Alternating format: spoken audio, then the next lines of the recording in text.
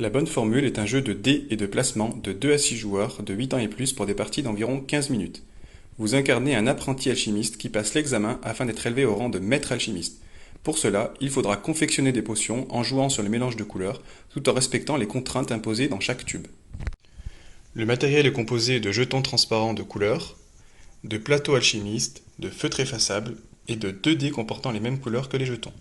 Chaque joueur prend un plateau alchimiste et un feutre effaçable. Les jetons de couleur sont disposés au centre de la table.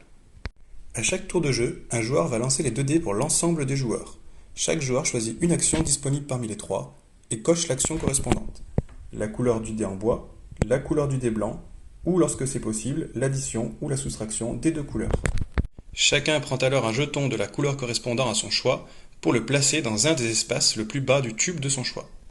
Lorsque 2 couleurs présentes dans 2 espaces adjacents dans un tube sont compatibles, elles se mélangent obligatoirement et immédiatement pour former la couleur correspondante sur un espace. La couleur est alors obtenue en superposant les 2 jetons sur le même espace.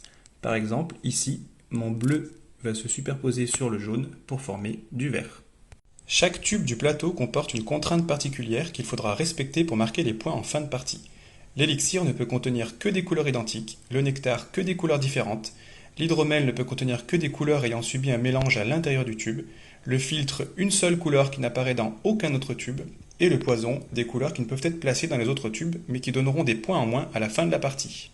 Lorsque toutes les actions ont été cochées 5 fois, les joueurs additionnent les points acquis dans chaque tube. Attention, si la condition d'un tube n'est pas remplie, il ne rapporte aucun point, peu importe le niveau atteint dans ce tube.